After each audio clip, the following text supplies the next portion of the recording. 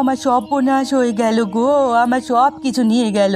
এখন আমি কোথায় যাব, কার কাছে নালিশ দেব, কে এর বিচার করবে? এমন একটা কাজ কি আর হয়? একটা জিনিসও রেখে গেল না, লুটা ঘটি সব নিয়ে গেছে। কখন করলো এই কাজ? তুমি কিছু টের পাওনি খুড়ি? না রে, আমি কিচ্ছু টের পাইনি, সব তো ঘুমের মধ্যেই হয়েছে। আমি অবশ্য কাল রাতে তোমার ঘরে হাঁড়ি পাতিলে শব্দ শুনেছি, বৃষ্টি হচ্ছিল বলে আর বের হয়ে আসিনি, ভেবেছিলাম তুমি হয়তো রান্না করছো। না রে বেনে বউ, এত রাতে আমি কি রান্না করব? আমি তো সেই সন্ধ্যের সময় কে বাতি নিভিয়ে শুয়ে পড়েছি।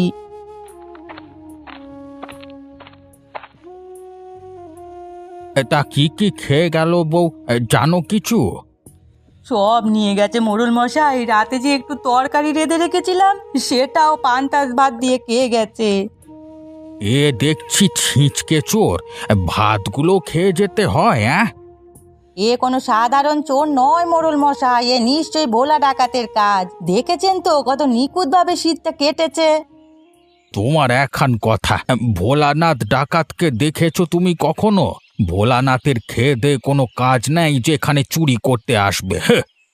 তা ঠিক বলেছেন, ও হলো এই এলাকার শ্রেষ্ঠ ডাকাত, যাকে একবার ধরে তার প্রাণনাশ করে সবকিছু নিয়ে যায়।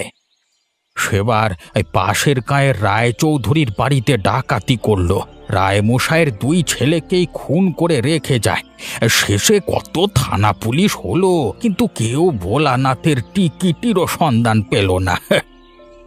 শুনেছি পলাশপুর শালবনে ওর আস্তানা, জঙ্গলের গভীরে তার ঘর, তবে সেটি যে কত গভীরে তা কেউ জানে না। রাখো সেসব কথা, আমি মরছি চোরের যন্ত্রণায় আর তোমরা ভোলানাথকে নিয়ে গপ্প নিয়ে এসেছো। হ্যাঁ, তোমার এই চুরি অন্য কেউ করেনি, আমি নিশ্চিত মানিক এ কাজ করেছে। তা ঠিক বলেছো ঠাকুরপো, এ কাজ মানিক চোরেরই। গেল সপ্তাহে আমার ছাগলটা গোয়াল থেকে নিয়ে যায়, ভাগ্যিস ননিবালার মা দেখেছিল, না হলে ওরা সন্ধানই পেতুম না। তাহলে চলো মানিকের বাড়ি, দেখি জিনিসপত্র পাওয়া যায় কিনা। হ্যাঁ হ্যাঁ, তাই চলো।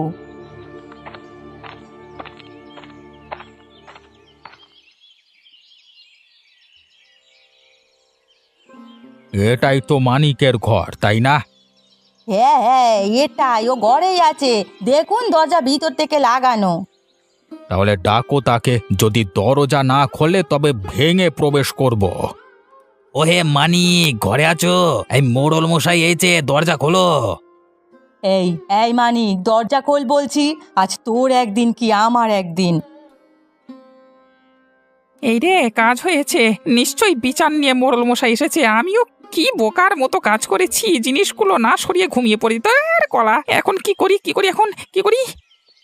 মানিক, কি ফিস ফিস করছিস? আরে তাড়াতাড়ি দরজাটা খোল, না হলে দরজা ভেঙে ফেলবো কিন্তু। না না, দরজা ভাঙতে হবে না, আমি খুলছি। আগে দরজা খোল হতচ্ছাড়া, তারপর তোর মজা দেখাচ্ছি।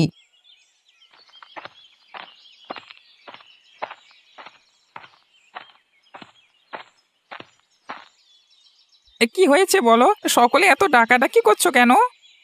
তুই কালকে রাতে ওর বাড়িতে শীত কেটেছিস? না তো, কালকে সারা রাত আমি ঘুমিয়েছি তো। ও মিথ্যে কথা বলছে মোড়ল মশাই, ওই দেখুন চুরি করা জিনিসপত্রগুলো সব এখানেই আছে। হ্যাঁ গো, এসব আমারই জিনিস। এই দেখুন, আমার বিছানার তলা থেকে জুতো জোড়া পর্যন্ত নিয়ে এসেছে, সকালে উঠে দেখি জুতোটাও নেই। কি রে মানিক, এগুলো এখানে কিভাবে এসেছে? এগুলো এখানে এলো কি করে তা আমি কিভাবে জানবো? আমি তো এইমাত্র দেখলাম। ডাহা মিথ্যে কথা বলছে ও, সারা রাতে চুরি করে এখন সাধু সাজছে। আমি যে চুরি করেছি তা দেখেছো তোমরা? না, আমরা দেখিনি। তাহলে বলছো কিভাবে এগুলো আমি এনেছি? ওর কথাও তো ফেলে দেওয়া যায় না, যদি ওকে কেউ না দেখে তাহলে যে ও চোর তা প্রমাণ হয় না তো। কিন্তু মানি কি এগুলো চুরি করেছে মোড়ল মশাই, না হলে ওর ঘরে এলো কি করে?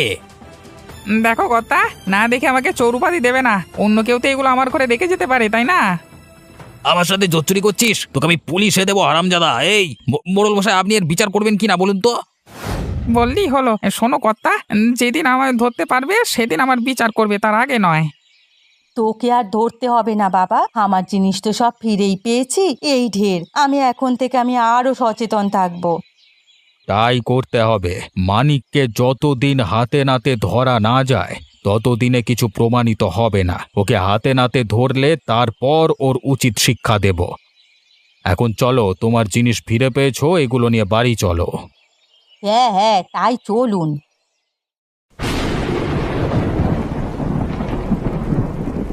না, এই মানিকের উৎপাত কিছুতেই আর সহ্য করা যাচ্ছে না।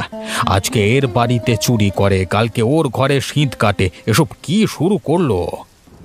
সেই জন্যই বলছি ওকে পুলিশে দেন, কয়েকদিন জেলের ভাত খেলে শায়েস্তা হয়ে যাবে।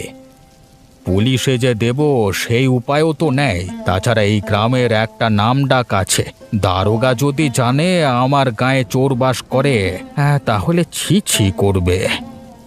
তাহলে অন্য উপায় ভাবতে হবে, এমন কোনো উপায় যাতে সাপও মরে লাঠিও ভাঙে না। হ্যাঁ হ্যাঁ, তুমি সেই উপায়ে বাতলাও, আমার পূর্ণ সমর্থন থাকবে তোমার প্রতি। ঠিক আছে, আপনি যখন আশ্বাস দিয়েছেন আমি কাজ করব। এই কাকে দুদিনের মধ্যে চোরমুক্ত করব। বেশ, তাহলে ওই কথাই রইল, তুমি তোড়জোড় শুরু করে দাও।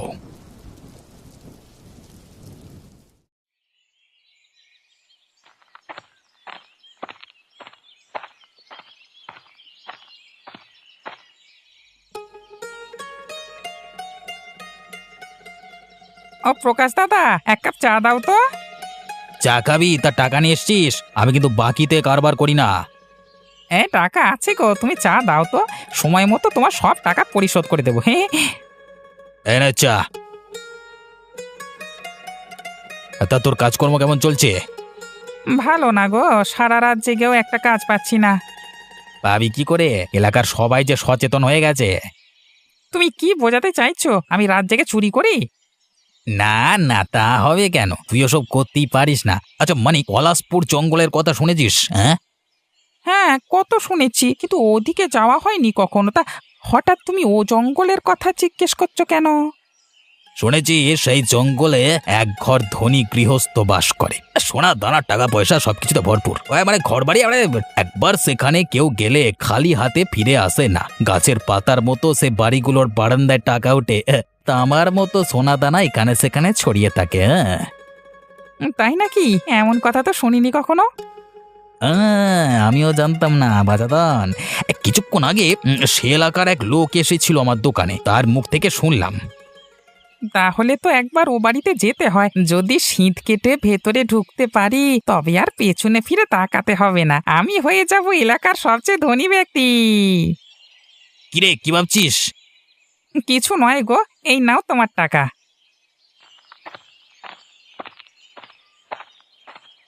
বাবা বাবা, একেবারে বকেয়া শুদ্ধ পরিশোধ করেছে। ওষুধ তাহলে কাজে লেগেছে।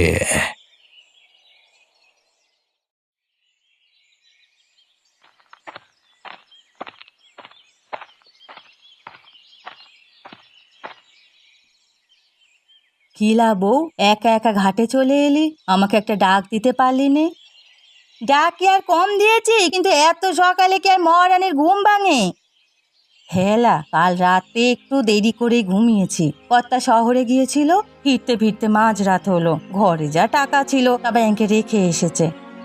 ভালো করেছো কুড়ি, হাতে টাকা থাকলেই ভয় থাকে, কখন জানি চোরটা এসে আবার নিয়ে যায়।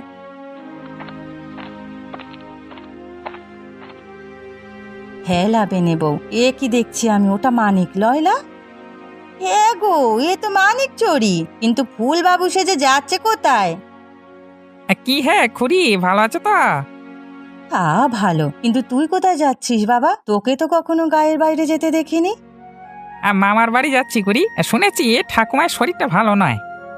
তোর ঠাকুমা এখনো বেঁচে আছে? বয়সের কি গাছ পাতর নেই? কেবল কি ঠাকুমা, তার মাও বেঁচে আছে। এখনো তোমাদের মতো বাড়ির কাজ করতে পারে, কেবল বয়সটা একটু বেশি, এই যা। হ্যাঁ, তোর গপ্প বলার সব আবার গেল না রে মানিক। তা কোথায় যাচ্ছিস? যা, দিন থাকতে থাকতে ফিরে আসিস। পদগার যা খারাপ হয়েছে আজকাল, দেশটা চোর ছাচরে ভরে গেছে। ঠিক আছে খুড়ি, গেলাম তবে।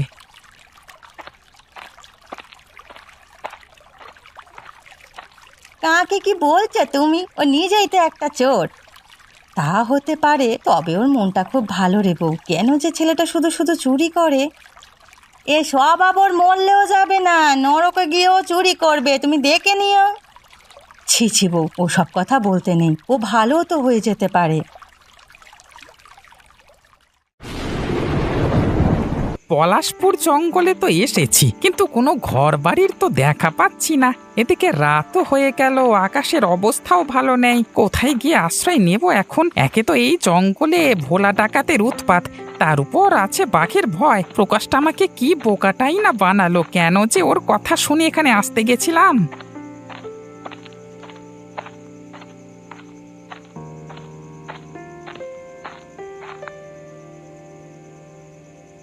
ওই তো একটা বাড়ি দেখা যাচ্ছে, আলো জ্বলছে দেখছি, তার মানে বাড়িতে মানুষ আছে।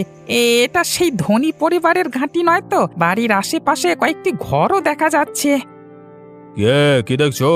আহ বাড়িগুলো দেখছিলাম। তা তো আপনি কে? এই যে বাড়িগুলো দেখছো, আমি আর মালিক। আরে আরে, এই যে মেঘ না চাইতি বৃষ্টি, আসবার আগে মালিক পেয়ে গেলাম। এখন একটা গল্প ফেঁদে বাড়িতে প্রবেশ করতে হবে।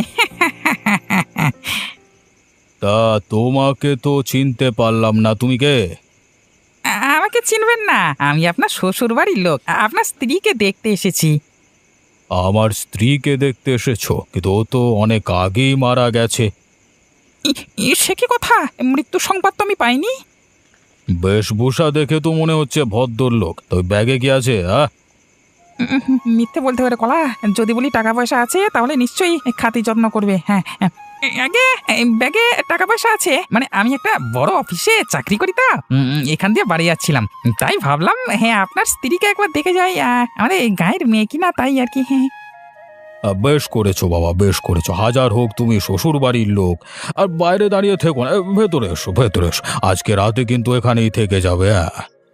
হ্যাঁ, আপনার খাতির যত্ন আমার ভালোই লেগেছে মশাই। আপনার কথা রাখতে আজকে রাতে আমি আপনার বাড়িতেই থাকবো। তাহলে তাড়াতাড়ি বাড়িতে এসো। আকাশের অবস্থা ভালো নয়, যে কোনো সময় বৃষ্টি আসতে পারে। তো তাই চলুন, তাই চলুন।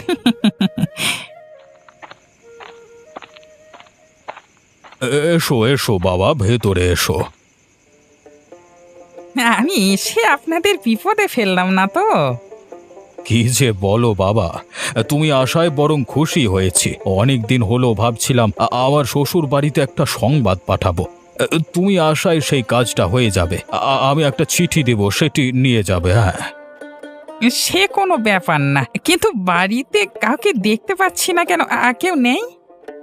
বাড়িতে আমার 2 ছেলে আর পুত্রবধূ আছে। একে একে সবার সাথে পরিচয় করিয়ে দেব।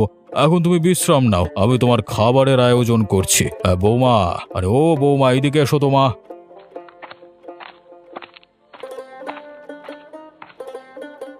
আমাকে ডাকছেন বাবা? আরে তোমার শ্বশুর বাড়ির লোক আজকে রাতে আমাদের বাড়িতে থাকবে। ওকে ভালো করে আদর আপ্যায়ন করবে, আতিথেয়তার কোনো ত্রুটি যেন না হয়। না না বাবা, কোনো ত্রুটি হবে না, আপনি নিশ্চিন্তে থাকুন।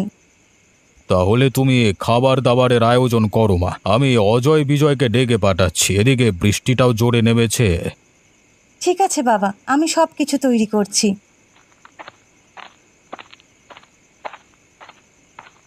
আপনি কে বলুন তো? আমি মানি, আপনার শ্বশুর বাড়ির গায়ের লোক। এখানে এলেন কোন দুঃখে? মরবার জায়গা পেলেন না? ইমে কি সব বলছে গো? আমি যে চুরি করবার জন্য এসেছি সেটা কি জেনে গেছে নাকি কলা? রে, কি ভাবছেন এমন করে? আপনার কথা আমি বুঝতে পারছি না। ওই পথে বৃষ্টি নেমে গেছিল তো, তাই আশ্রয়ের জন্য এখানে এসেছি আর কি। বিশ্বাস করুন, আমার কোনো অভিপ্রায় নেই। কথায় আছে, যেখানে বাঘের ভয় সেখানেই সন্ধে হয়। আশ্রয় নেওয়ার জন্য আর জায়গা পেলেন না? এখানে বাঘ আছে? বাঘ নয়, কিন্তু ডাকাত আছে। আপনি ডাকাতের আস্তানায় চলে এসেছেন। ডাকাতের রাস্তা নাই? বলেন কি? চুপ, জোরে কথা বলবেন না, শ্বশুর মশাই সব জেনে যাবে। ও, আপনার শ্বশুরকে? তার পরিচয় কি? এখনো চিনতে পারেননি? উনি তো সেই বিখ্যাত ডাকাত ভোলানাথ সর্দার। আর চিনতে পারবেন কি করে? ওনাকে যে একবার চিনে যায় সে আর বেঁচে থাকে না। হায় হায় হায় হায়, বলেন কি আপনি? এই তাহলে ভোলানাথ সর্দার, ছোটবেলা থেকে যার কথা শুনে এসেছি। হায় কপাল, আজকে আমি তার ফাঁদে পড়লাম। এ কোন ভূত যে চেপেছিল মাথায় আমার, কেন আমি প্রকাশের এরা কথা শুনতে গেলাম? ওরে বাবা! এখন কপালের দোষ দিয়ে লাভ নেই, আপনার ভাগ্য লেখা হয়ে গেছে। আমার স্বামী আর দেবর গেছে জঙ্গলে, শ্বশুর মশাই তাদের নিয়ে আসছে। ওরা এলেই আপনার ভবলীলা সাঙ্গ হবে। আমি পালিয়ে যাব, এক্ষুনি এখান থেকে চলে যাব। দয়া করে আমাকে আপনি পথটা দেখিয়ে দিন না গো। এখন পালাতে পারবেন না, শ্বশুর মশাই পথ আগলে বসে আছে। এখন উপায়? উপায় একটা আছে, যদি কোন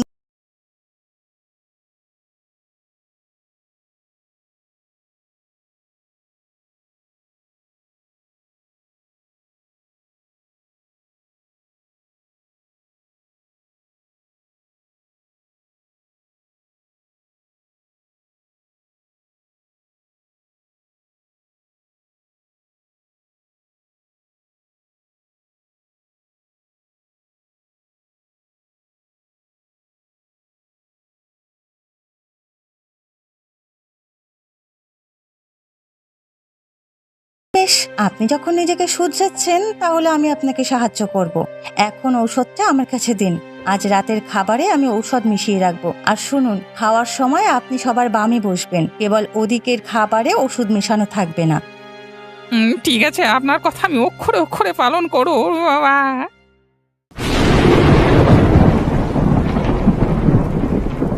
বাবা, তুমি ডেকেছো? হ্যাঁ, বাড়িতে আজকে একটা শিকার এসেছে। ওর চামড়ার ব্যাগে অনেক টাকা পয়সা। ওটাকে ঘায়েল করতে পারলে এক লাফে বড় লোক হয়ে যাব। কোথায় আছে এখন? চলো এক্ষুনি কাজ সেরে ফেলি। না, এক্ষুনি না, তোরা বৃষ্টিতে ভিজে এসেছিস, কাপড় পাল্টে খেয়ে নে কিছু। খাওয়া দাওয়ার পর আমরা কাজটা শুরু করব। ঠিক বলেছো বাবা, খুব খিদে পেয়ে গেছে, আর জঙ্গলে একটা পথিকও পাইনি যে মেরে ওর খাবার লুটে খাবো। তবে চল দাদা, আগে খেয়ে নেই, এই ফাঁকে অতিথি আপ্যায়ন হয়ে যাক। হাজার হোক উনি আমাদের বাড়ির অতিথি। হ্যাঁ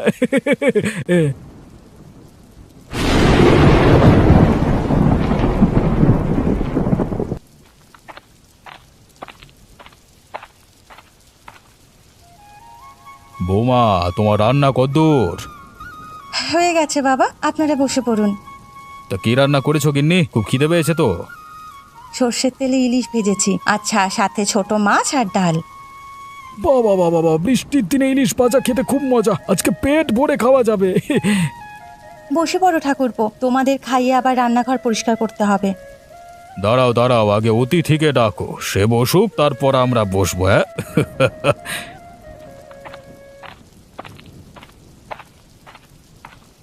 হ্যাঁ আমি চলে এসেছি মশাই, আমাকে ডাকতে হবে না। এই সে অতিথি, দেখতে তো বড় লোকই মনে হচ্ছে। হ্যাঁ, আমি তোমাদের মামার বাড়ির লোক, তো অনেক ধনী। যাক, এতদিন পর একটা মামার বাড়ির লোক পাওয়া গেল। তাই দেশটা কেমন? আমরা যাইনি তো কখনো। সে অনেক সুন্দর দেশ, দেখলে চোখ জুড়িয়ে যায়। বসে পড়ো তোমরা, খেতে খেতে গল্প করা যাবে।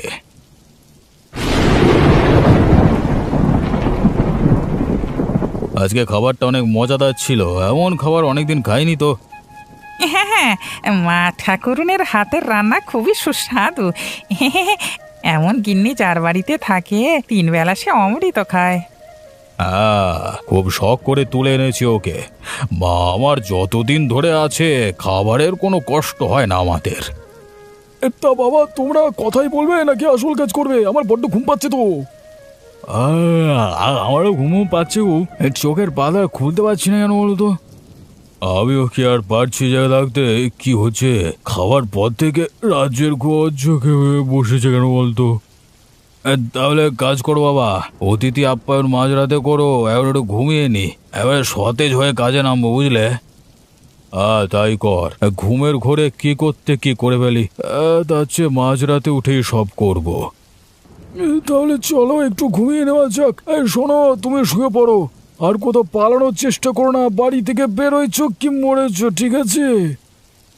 না না, হ্যাঁ, আমি কোথাও যাবো না। বৌমা, ওকে ঘরে নিয়ে যাও, আর বাইরে ছিটকিনি আটকে দাও তো।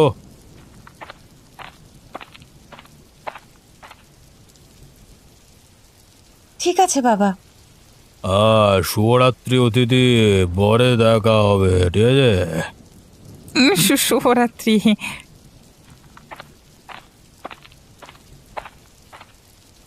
যাক, ওষুধটা তাহলে কাজ করতে শুরু করেছে। এ যাত্রায় আপনি বেঁচে গেলেন। এই ওষুধের অনেক গুণ, কালকে দুপুরের আগে ওদের চোখ খুলবে না। আমার শ্বশুরের ঘুম খুব পাতলা, যে কোনো সময় জেগে উঠতে পারে। আপনি আর দেরি করবেন না, এক্ষুনি এখান থেকে পালান, না হলে ফের বিপদে পড়বেন। ঠিক আছে ইন্দুবালা, তুমি আজকে আমার মায়ের কাজ করেছো, তোমার এই ঋণ আমি কোনোদিন শোধ করতে পারবো না। শোধ করতে হবে না, কেবল আমার বাপের দেশে একটা খবর দিয়ে বলবেন তাদের মেয়ে ডাকাতের হাতে বন্দি আছে, ওরা যেন আমার আশা ছেড়ে দেয়। তোমার বাবার বাড়ি কোন গাঁয়ে, আর এখানে বন্দি হলে কিভাবে? আমার গ্রামের নাম শিমুল পারুল। এখানে কিভাবে এসেছে সে অনেক কথা, ও গল্প শুনলে আর যেতে পারবেন না। ঠিক আছে, আমি যাচ্ছি তবে, আর তুমি চিন্তা করো না, আমি তোমাকে উদ্ধার করে নিয়ে যাব। কালই পুলিশ নিয়ে এসে ওদেরকে ধরিয়ে দেব। হ্যাঁ,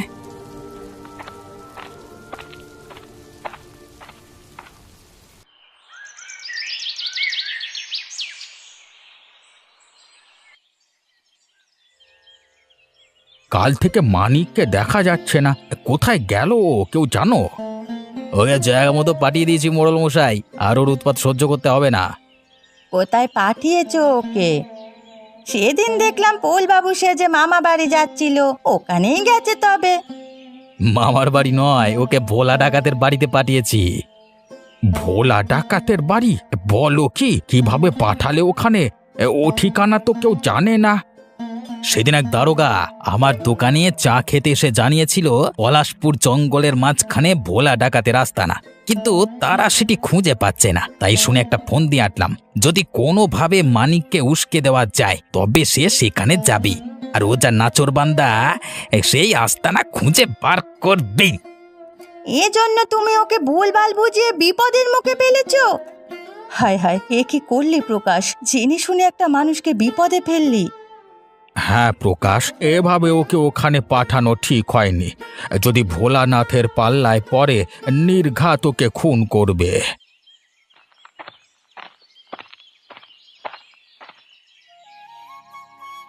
আমি খুন হইনি মোড়ল মশাই, জলজান্ত বেঁচে আছি। মানে তুই ফিরে এসেছিস, আমরা তোকে নিয়ে বড় দুশ্চিন্তা ছিলাম। ভোলা ডাকাতকে পেয়েছিলে? কিভাবে বেঁচে ফিরলে ওর হাত থেকে? সে গল্প পরে করব, এখন থানায় যেতে হবে। ভোলানাথ আর তার দুই ছেলেকে আমি ঘুম পাড়িয়ে রেখে এসেছি, তাড়াতাড়ি গেলে ওদের ধরা যাবে। খুব ভালো কাজ করেছিস বেটা, এক্ষুনি চল, পুলিশকে দিয়ে ভোলানাথকে ধরিয়ে আনি। হ্যাঁ হ্যাঁ, তাই চলো। আর মানিক, আমাকে ক্ষমা করে দিস ভাই, আমি তোকে এই বিপদে ফেলেছি। তোর কিছু হয়ে গেলে সারা জীবন এই দায় নিয়ে চলতে হতো। এটা আমার জন্য একটা শিক্ষা ছিল দাদা, না হলে আজকে চুরি ছেড়ে ভালো পথে আসতাম না। আমি প্রতিজ্ঞা করছি, বেঁচে থাকতে আর কখনো চুরি করব না।